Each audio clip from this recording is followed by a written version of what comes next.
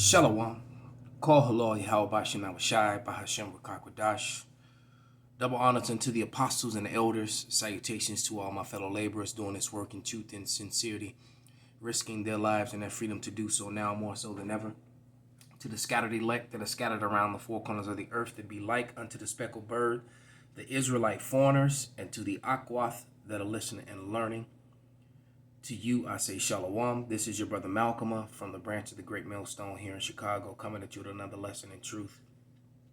And this lesson is actually going to be about the Herodians and how they are Edomites, and that the Edomites claim so many people's nationalities, including Native Americans. And what made me think about, it's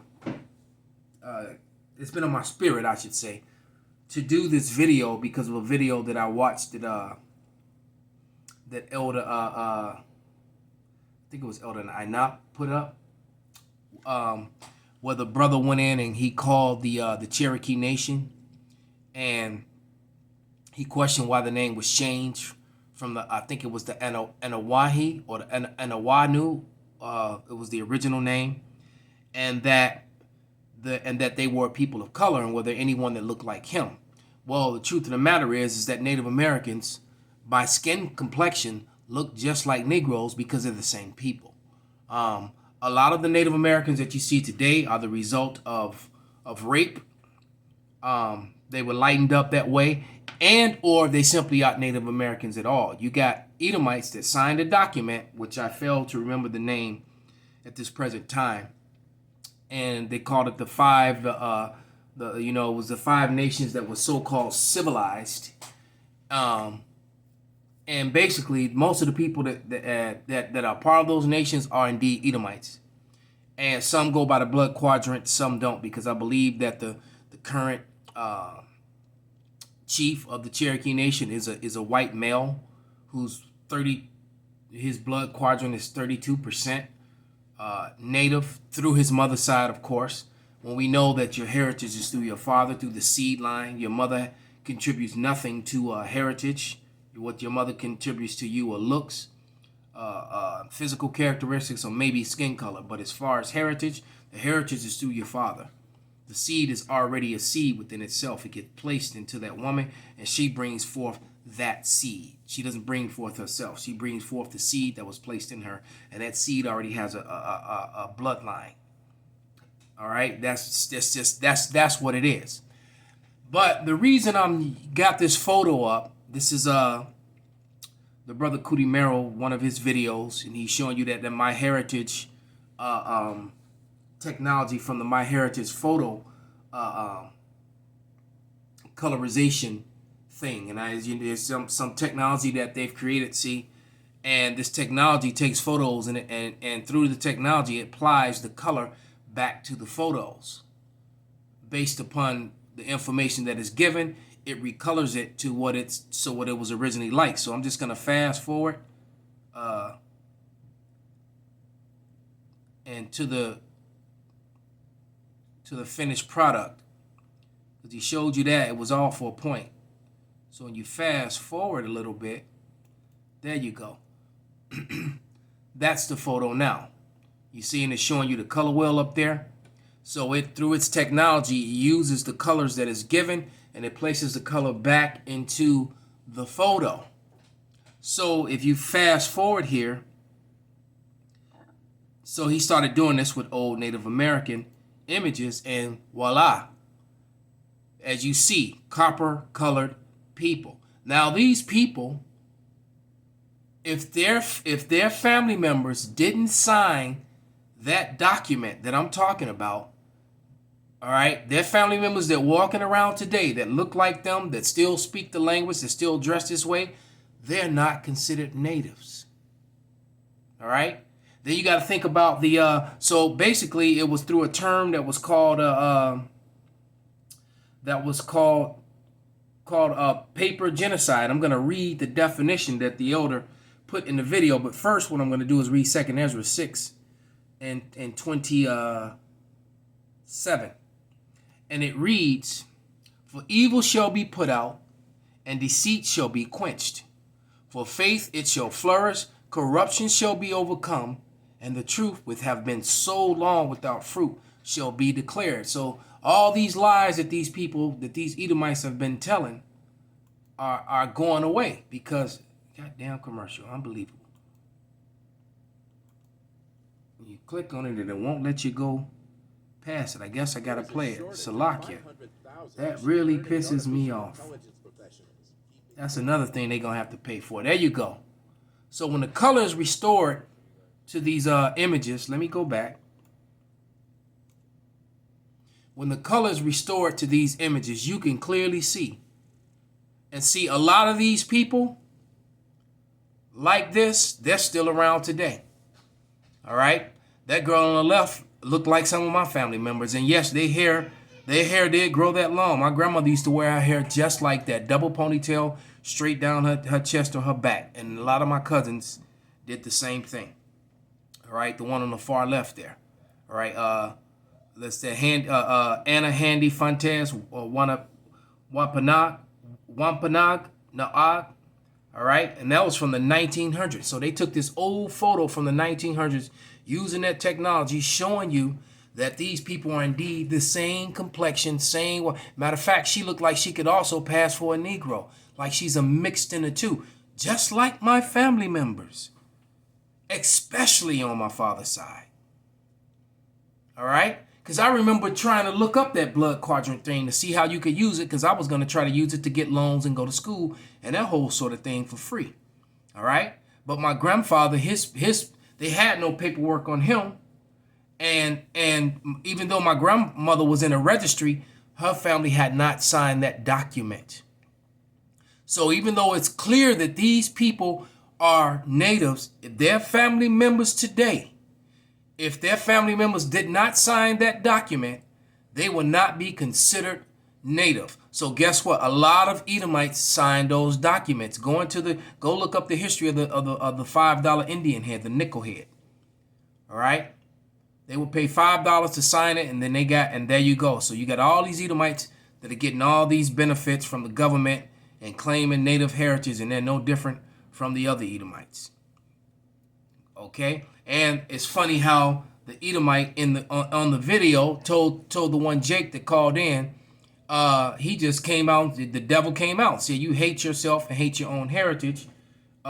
You have no culture of your own, so you're trying to be ours, be mine, so you could put all the feathers and dress on you want. They're still not going to, because he wouldn't accept anyone who was brown like these people. And what the brother was trying to explain to him is that my people are brown. They were brown back then when that thing was signed, and they're still brown today. How can you deny me this when I can prove my bloodline goes back to these people? But he was like, well, it doesn't matter if they didn't sign the document. You see how this works? So let me see if I can find that definition real quick and read it.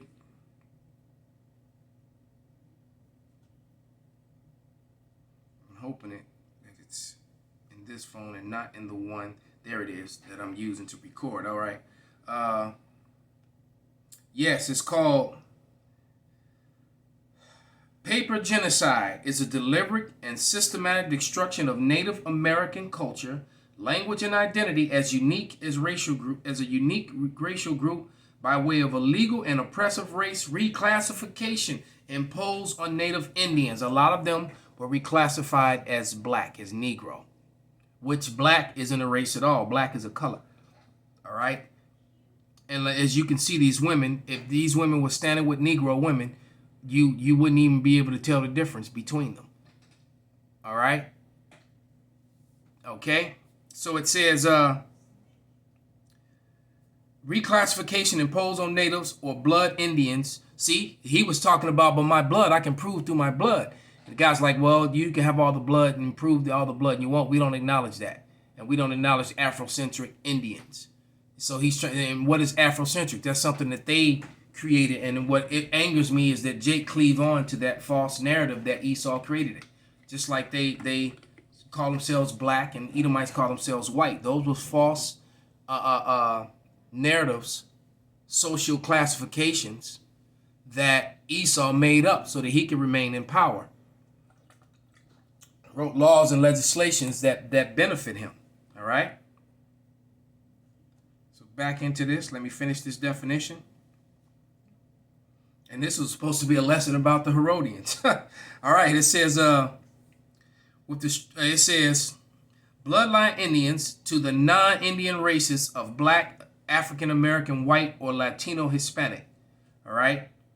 With the stroke of a pen or the click of a mouse, Native American Indian ancestry is suppressed on government records. The United States Supreme Court struck down Walter Plecker's Racial Identity Act in 1967 within Loving, Virginia, argued April 10th, 1967, decided June 12th, 1967. All right. And, well, I'm not going to read all those numbers, but it says it makes race reclassification illegal, states that you do so by breaking supreme law. So these people, that's that, what's that, prescribed mischief by law? That's an unrighteous decree. So they're outright, like my nephew said many years ago, they're identity pimps, man. Culture pimps. These Edomites are. So just as they've now, so that they can get over on the government and prevent these people from having real wealth, because a lot of people think, you hear a lot of Jakes talk and they'll say, oh, well, they got the casinos and they got this and that. No, they didn't. That went to them same white people that I'm talking about. These people right here on the screen, their descendants, no, a lot of them are stuck off on reservations, which are worse than any project you've ever been. The worst and nastiest project you've ever been in is still a step above these reservations that they got put on. All right? And this woman on the far right, she's a Seminole. She's directly from my tribe. She's not even a so-called Native American. This woman on the far right is a Reubenite. All right? Because the Seminoles are Reuben. All right? The two on the left are Gadites. The three on the left, the center, and then the one on the far left. But the one on the far right is a Seminole. Okay? And you got gatherings of many so-called black Seminoles all the time. But are they recognized by these five nations that get all these benefits from the government with their white chiefs? No, they're not. So that's going to bring us back to this. The Herodian family of Edomites, okay? So I'm just going to read a couple paragraphs and a couple of scriptures and finish this up. It says, a study of Esau and the Edomite nation as depicted in the Bible would be implicated without consideration of the Herodian family, which descended from the Edomites. As Esau has descended, symbolize a world dominated by fleshly lust, resting wholly in one evil act.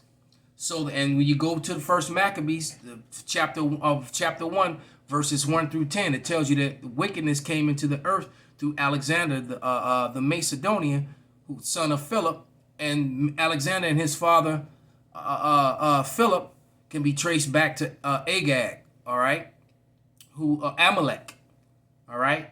Agag was the son of Amalek. Amalek is a grandson of Esau, Edom, all right, and the Amalekites rule the world today, all right. They're over there in that small country that's wreaking havoc on everywhere else in the world, and while they're screaming victims. Victim villains is what they are. It says, so the Herods revealed the ultimate extent of the world's moral degradation, symbolize the lowest depths of which humans can sink. But first, the history of the Herods' interesting Edomite roots. The Edomites' conversion to Judaism, and this is all found in the Apocrypha. This is why they removed the Apocrypha. Because in the Apocrypha, all right, that's why the Bible Destruction Group, which operated for 100 years between the 1700s and the 1800s. I forget the exact year, so I'm not going to quote it, but it was 100 years that they've succeeded in removing the Apocrypha from the Bible, and they teach in their false Christian churches to this day. All right, just like the video a couple days ago that I put up when the Israeli News Live, when Yana Banoun said that the rabbis in Israel said that the Edomites must be destroyed, and the Edomites are indeed.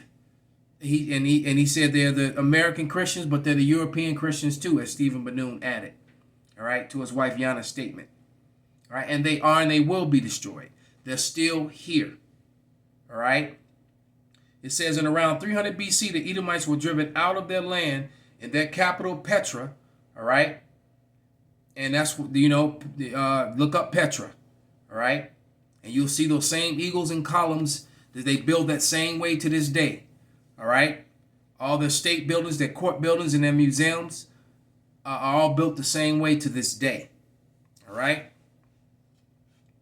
It says they were put out by the Nabataeans, a desert people, which was probably Ishmael. Dispossessed the Edomites, because I'm not sure who the Natabians are. They're either Ishmael or Ham, I would assume. The Edomites settled in the unoccupied land of ancient Simeon, south of Judah. From that time, they were called Idumeans, the Greek word for Edomites. All right, they were called Idumeans. So let's go to, and once again, that information, and there's a lot more. The Edomite symbol of the world by Homer Haley. Okay. So let's go to this scripture real quick, because these people are imposters all around. No matter how you slice the cake, they're liars and they can't be trusted. And what they do is they push and propagate false history, false narratives, and they do it all through contractual law, mischief by law. It's like Joe Biden got in the office and started signing shit up the yin-yang. You think it's going to get better? No, it's going to get worse. More oppression, more lockdowns, and that much closer to World War III. Bring it on. People are tired and worn out. You even got people in the world saying they're tired. But let's go to that scripture in the book of Ezekiel, I believe, 36. All right? And this is a very powerful and condemning scripture, because this is talking about Edom and Idumea. All right?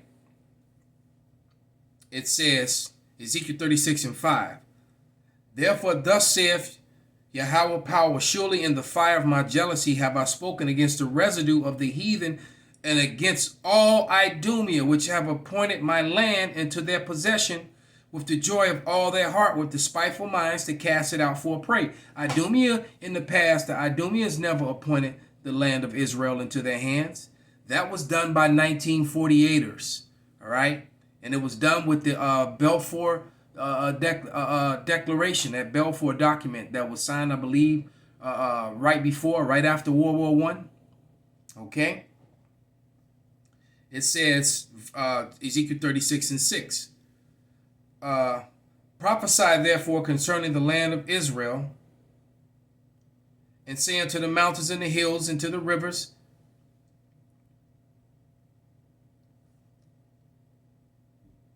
and to the valley, thus saith Yahweh power, behold, I have spoken in my jealousy and in my fury, because ye have borne the shame of the heathen.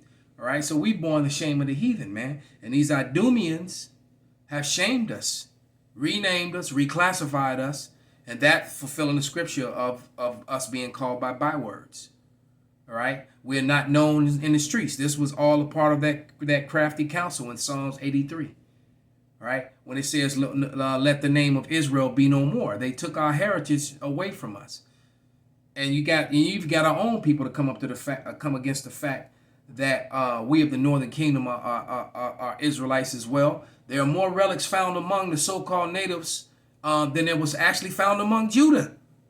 More relics, more evidence of the ancient Hebrew, of ancient scrolls, of the Torah. All that, and the fact that our people called on the name of Yahweh Bashem Nawashai in the dance around the fire. Yea, hey, hey, wah, yea, hey, hey. When it was broken Hebrew. All right? And kept all manner of Hebrew customs and the Hebrew dress. As you can see these women. All right? Many with the fringes on their clothes, man. So with that, man, I hope this was an enlightening and eye-opening experience and edifying. Call halal Yahweh Bashem Nawashai, Bashem, Rakak Wadash, Wa Abba Shalom, Kwam Yasharallah.